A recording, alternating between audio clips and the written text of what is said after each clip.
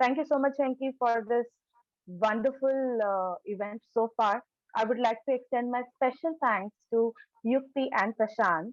This was so special for us, and the event has begun in a very full energetic in the energetic manner, and I really appreciate all the contributions so far. So I'm very excited to call our next speaker mentor, who is very strong and very soft at heart.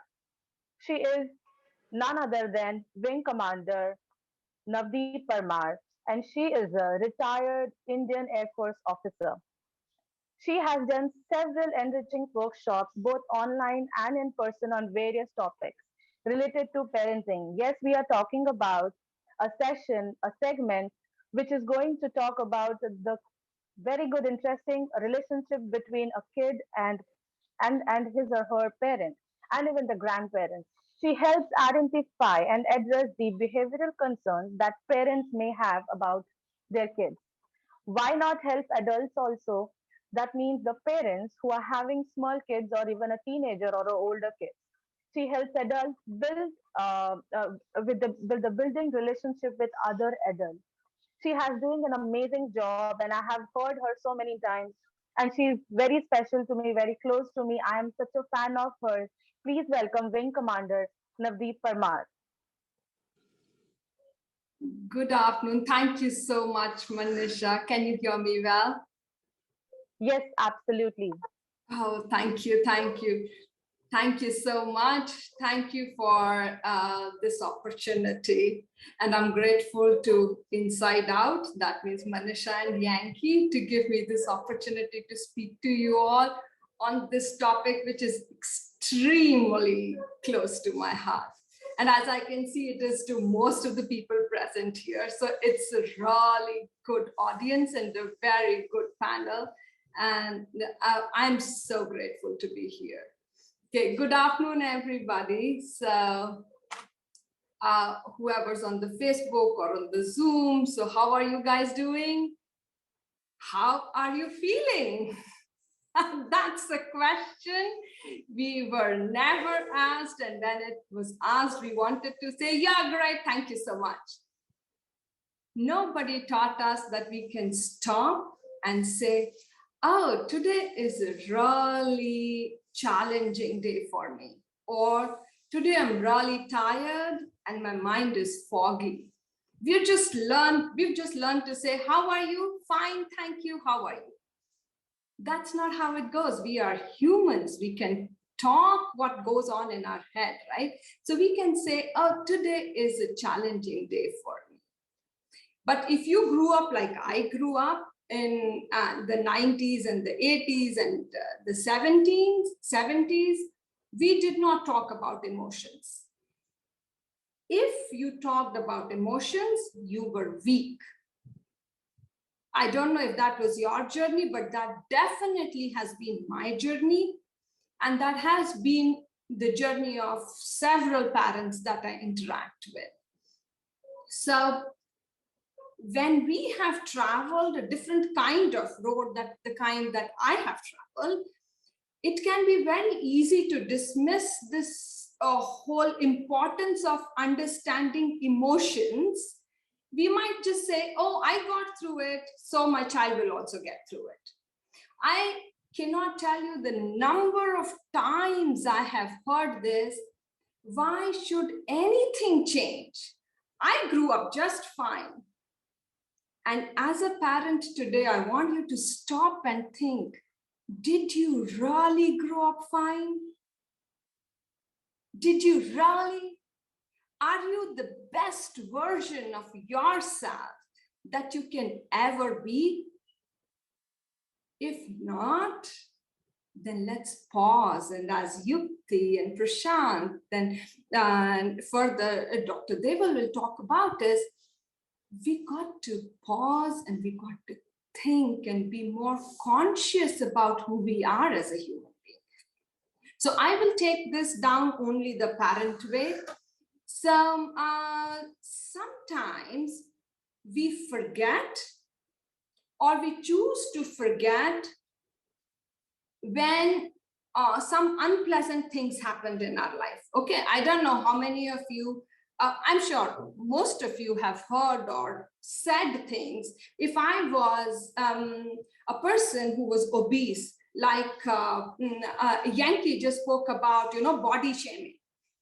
So if I was somebody who was obese, somebody would say, you are obese, or somebody would say, like Prashant spoke, our mental models of who a boy should be, what should he look like, what should he behave like. So be a man, don't cry like a girl, behave like a girl, don't behave like a boy. You are so bossy. These are the words that we have heard.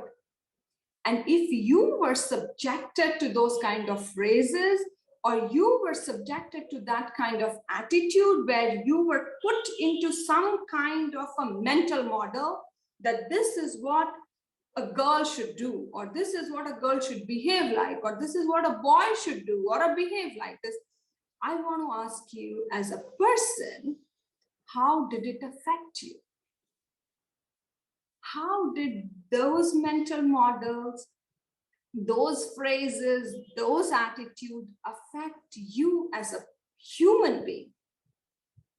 And then we become parents, we choose to forget, or we totally forget how we dealt with those issues when we were younger, or we are dealing with those issues today because they were neither fun nor easy. And let's accept the fact that we did suffer as a human being. I will not go into details about the adult experiences and how those experiences dictate our present actions, because I heard Yukti and I've heard Prashant, and they have done a wonderful job of it. And we will hear Dr. Deval Joshi in a little while. I will restrict myself to the parenting part of it. Yeah. So when we decide not to acknowledge and learn from those experiences, we rob our kids of that knowledge that we could have transferred to them about dealing with these issues. So going back to those phrases about be a man, don't be like a boy, don't cry like a girl, cry like a girl, you are so bossy, you are so timid. Imagine for a moment how a child whose prefrontal cortex is also not yet completely developed, how do they interpret these words? What does it mean to them as a person? What are they going to learn from these experiences? What message do they receive? Yeah? Okay. I haven't met a parent till date, except myself, but otherwise, who does not move heaven and earth to make our child eat properly. Behind them with plates, acha ye kha lo, acha ye nahi khao, to aisa kha lo. I'm sure all of you have been through that. If you are the person who doesn't kind of does this, then your mother-in-law or your mother will point a finger and say, oh, your child is growing so thin, what are you doing? If we take so much care about their eating, here is the thing you must learn. Your child's health has two parts. One is physical, the other is mental. We haven't spoken much about mental health all this while, but post-COVID, I think it is time to have that conversation. It is time we start talking about mental health. So it's easy to identify where your child's physical needs, right? If not you, somebody will point out, oh, your child is looking thin, oh, your child is looking obese, oh, your child is looking darker than yesterday, fairer than yesterday, So physical needs, you will look after food, comfortable clothes. I'm sure I haven't seen a parent who will let their child out in the cold without a sweater and a cap. Vaccinations, for those of you who follow vaccinations. You would want to put them in a good school. You would not want to put them in a school which has a history of unsafe practices. Physical needs you look after. Now, my question to you as a parent is, what did you do to make sure that their emotional needs are met? Can you identify their emotional needs? It is hard. It's not so obvious. It is so hard. Okay, so when it comes to child's mental health, what is child's mental health?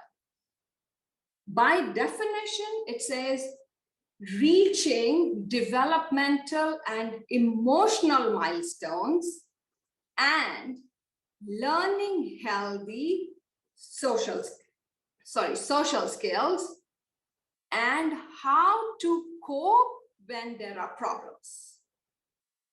That means child's mental health has 4 parts: developmental milestones, emotional milestones, social skills, and coping skills. Out of this, most of the parents only talk about developmental milestones. When did my child roll? When did my child start eating? When did my child start walking? But when children do not know how to cope with their emotions, take it from me, it will manifest as a behavioral problem. Kids who throw tantrums all the time, that's a communication. So as a parent, please learn that all behavior is a communication.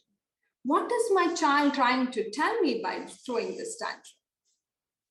Yeah, so coping skills, social skills, and emotional milestones must be looked into alongside your developmental milestones.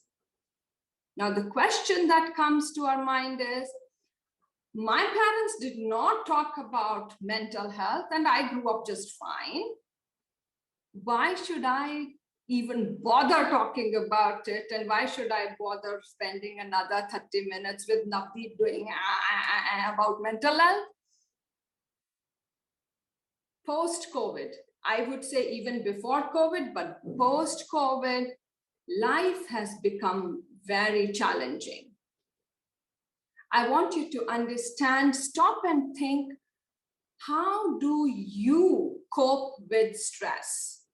How do you cope with unfavorable circumstances?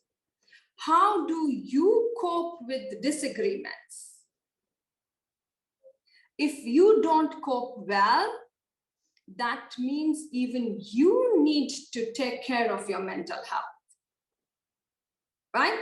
So child's mental health is an essential part of their overall health.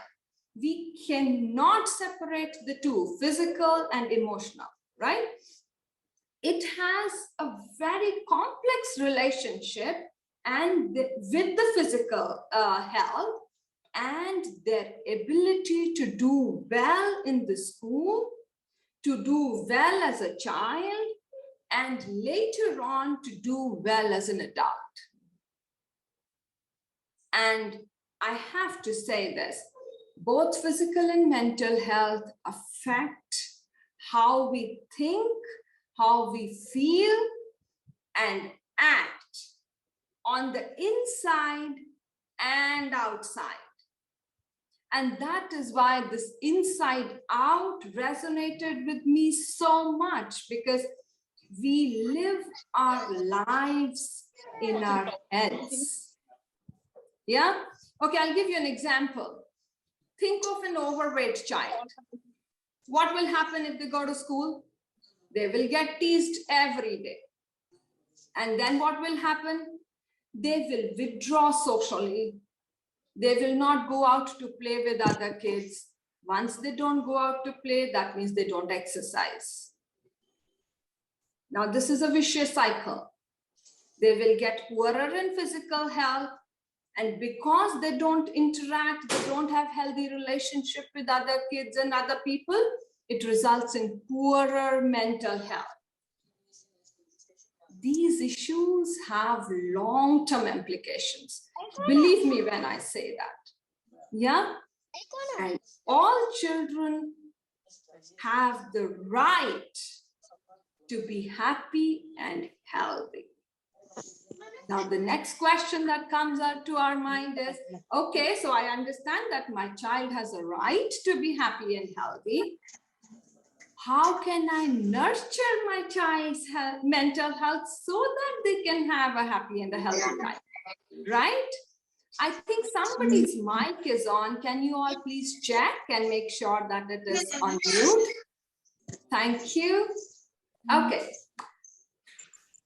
The first thing in this entire world, if we want our children to have a happy and healthy life, is to build relationships. Build relationships amongst themselves, that is parent and a child relationships, and all kinds of other relationships. Firstly, we must have a good relationship with our child and then help them build a strong and caring relationships. So what should a parent remember? Just write it down somewhere in bold, colorful letters, underline it. Correct, connection before correction. Connection before correction. That means if you just speak to your child day in and day out, telling them what they should do because they have done something wrong, believe me, you're not building a relationship. You are not. So it's important for the child to have a strong relationship with family and friends. So what can you do today so that you can have a strong relationship? I have this practice called special time. You can start with 5 minutes. Just keep your phone aside. Don't talk to anybody but your child and listen to them. Play with them. Laugh with them. Whatever it is that you need to do for them to see you as another human being. Just think about it. What does your child know about you? I asked this one parent to ask this question to their children and say, who do you think Mama and Papa are? And do you know the sad answer we got? Mama or Papa are people who get angry when we don't do something right. You don't want that relationship. You want the relationship where the child says, Mama and Papa are people who help me make better choices. Right? So your job is not to always keep correcting. Your job first and foremost is to build a relationship with your child. Other part that you can do to build relationship is to teach them how to solve a problem. That will help. The second is about self-esteem. Yeah, we talked about resilience. Now let's talk about self-esteem. Self-esteem comes when you show acceptance. Number one, the social emotional learning has 5 pillars. So one is acceptance, self-awareness. So accept okay, my child has dropped a glass full of water on the multi-million-dollar rug that I got from Persia. Okay, Done. Now, how do you respond to the situation? Or do you react? That will decide what kind of relationship you have with your child, and also decide what kind of self-esteem your child learns to have. Yeah, there is a lot I can speak about it, but I guess I'm looking at the time. Second part is praising. Okay. There is a study called Growth Mindset. It is a work done by Dr. Carol Dweck, and it is beautiful. If you ever lay your hand on that, you must learn. Praising by saying good job is horrible way of praising. So when we praise, we want our children to repeat what they just did, right? Or to encourage them or motivate them to continue to progress the way they are progressing. But when we say good job, the child has no idea what part of that whole process was something that you liked, or that's something that they must replicate.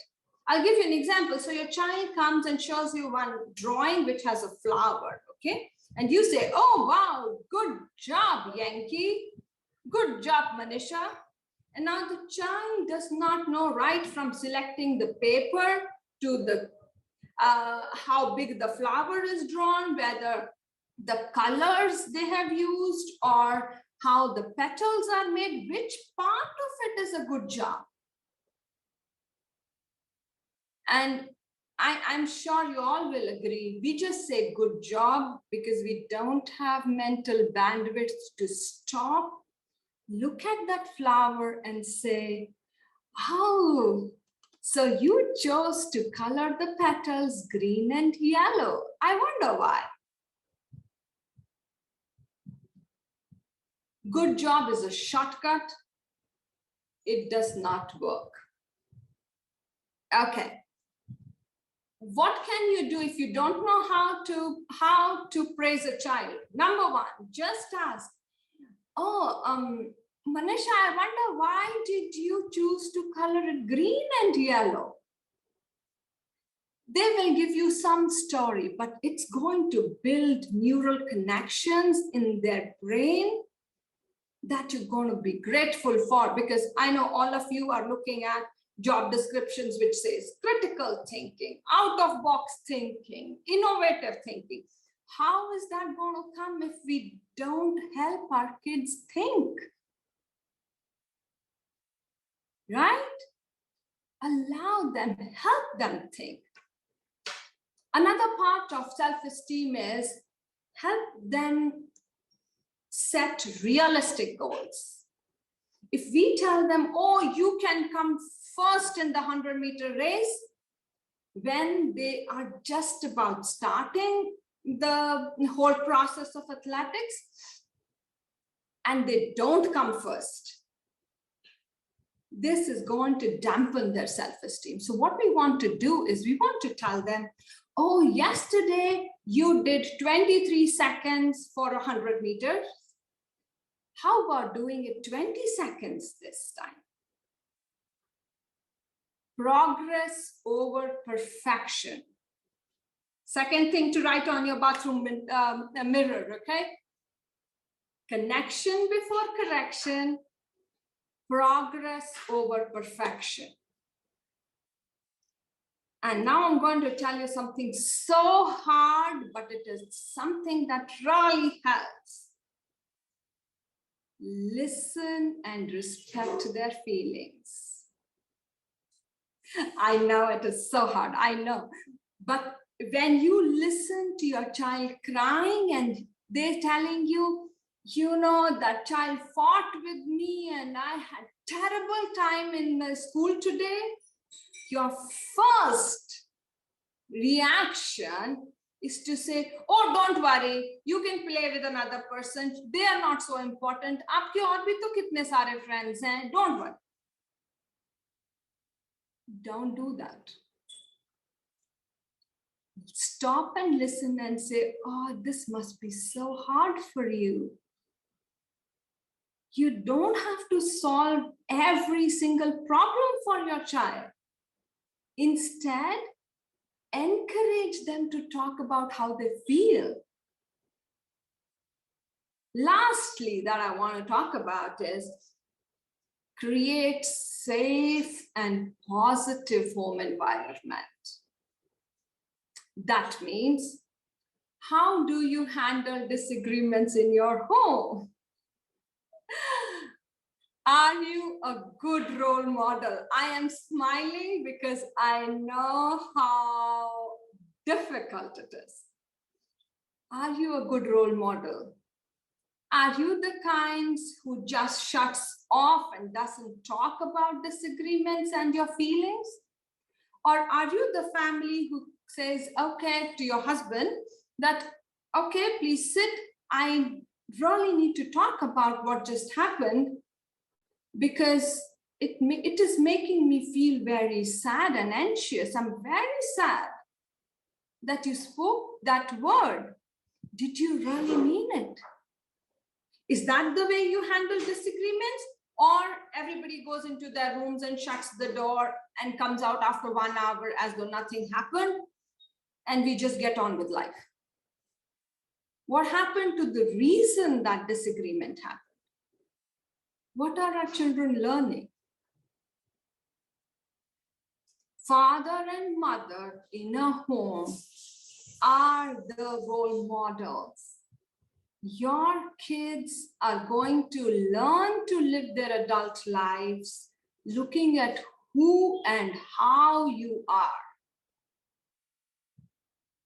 I understand raising healthy, happy kids in today's fast-paced and technology-driven world is very challenging, to say the least. But you are a role model that your child can follow. Thank you. I will take the questions, Yankee. I look at the time and I'm thinking, oh my God. Thank you. Thank you so much, Navdeep. It was pleasure speaking to you, pleasure listening to you, I would say. I have few questions which were in fact mailed by few of my friends because they said they won't be able to attend the session. So I would like to just narrate few questions to you, and very very important questions. I'm sure you're going to say that yes, it's very important. One is the trust factor. Even though kids trust us, but still they hesitate or scared to come up to us and share their worries. What do you think, how to tackle this? Because we don't know if they were bullied in the school, they were threatened by their friends or seniors or juniors. What kind of trouble they are facing? So should we how should we understand that that they should trust us, and how to build that trust between us, between kids and parents? You said it, Manisha. Very important. I love your question. Thank you for asking. Thank you. To begin with, all the parents think that their kids trust them. Believe me, in my line of work, I have worked with enough number of children to know that your kids, if they are not talking to you, that means they don't trust you to handle the situation. They trust you that if something goes wrong, you will bail them out. But they don't trust that you have the bandwidth to listen to them. So, rule number one in building a relationship is just look into their eyes and listen. Oh, so this happened? Tell me more. What else? And keep quiet. Don't solve for it. When they ask you, believe me, a 6-year-old child can tell you, Mama, what do I do? And that is when you tell them, this is what I think you can do. What do you think? So parenting has 3 stages, Manisha. The initial stage is from 0 to 6, when we are responsible for every single thing of our child. From 6 to 12 years old, we are responsible to help our kids think and mentor them. The day your child goes beyond 12, that is 13 onwards, you are a consultant. You are no more a person who's responsible for their goodwill, for their happiness, for their success. You are only a consultant. If they ask you a question, you should answer. Otherwise, please keep quiet. You're not required. All right. Every human being, that is why free will is what drives a human being. And free will come from the time the child is 2 days old, you try and change nappy, try and change their diaper. That is free will. And we think at the age of 15, my child will listen to me and not have a suggestion or not have any kind of idea to that. So we must understand we're talking about humans. As Yankee said, we're not talking about machines. Right. We have brain, we can think. And we have, fortunately or unfortunately, free will. As you rightly said, practice over perfection. So that is something I have myself been practicing. My coach, because I was in sports, I knew the practice is going to be persistent, and then that's when I achieved that gold medal. So Yeah. I know what you were talking, and I totally agree with you. Knowingly, unknowingly, my coach and my parents kept pushing me to practice, practice, practice. Till I don't know whether I achieved perfection or not, but I kept practicing, and that's how, whenever I won the gold medal, I felt I am perfect. But again, I went back to practicing. So that is where I would like to, say to the audience, this is a perfect mantra for any child growing. Being an adult also, if even if you are practicing something, keep practicing throughout your life. Someday you will achieve the perfection. After that, again, you will feel that you got to practice again. Yeah, the more you practice, the more you progress. So progress over perfection. And we can all decide what perfection is. What is the definition of perfection? Right? Right. Hello, can you hear me? Yeah, I can. All right. Yeah. So one last question, and we can wind up and move on to the next session. What is that one sign you want to, share it with parents, that you understand your kids are facing or having anxiety, stress, or they might lead to that might lead to depression?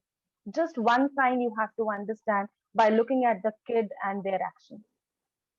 So the red flags, Manisha, don't work like that. They have just too many. So as they say, a lot of holes in the cheese have to line up to end up being a depressed person.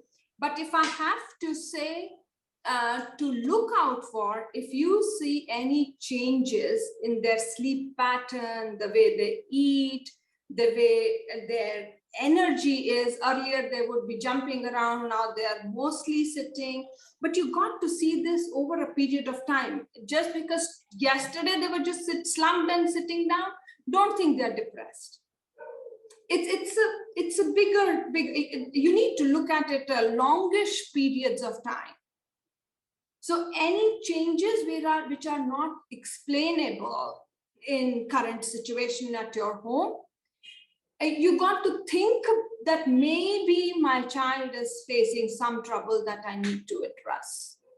But don't go by what I said about changes. Just don't get worried that for last 3 days my child has not been sleeping well, so they're depressed. No, it doesn't work like that.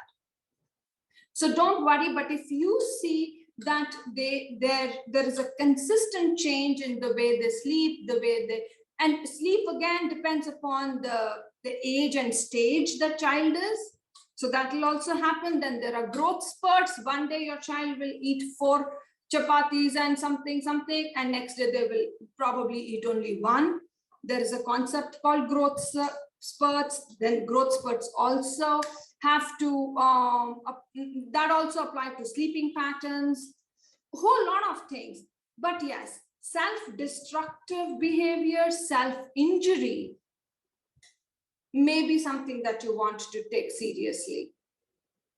Anytime they keep saying sorry so many times, that means there is something that you need to address. It need not be depression or anxiety and things like that, but something that you need to have more conversations. And if that is happening, your child is apologizing for too many times, I need you to think, how are you as a parent behaving? Is that contributing to how the child is apologizing all the time?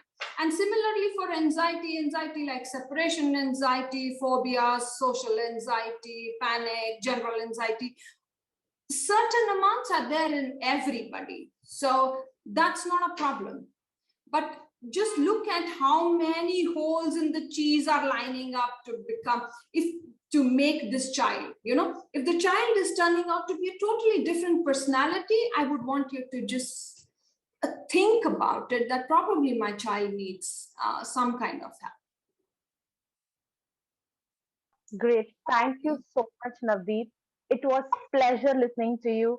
Thank you for answering our questions. In fact, I had few more questions, but you almost covered all the answers in that under the same questions.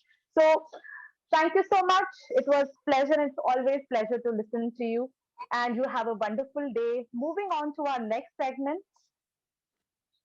Thank you so much for having me, Manisha and Yankee. It is a privilege. Thank you. Thank you. Have a great day.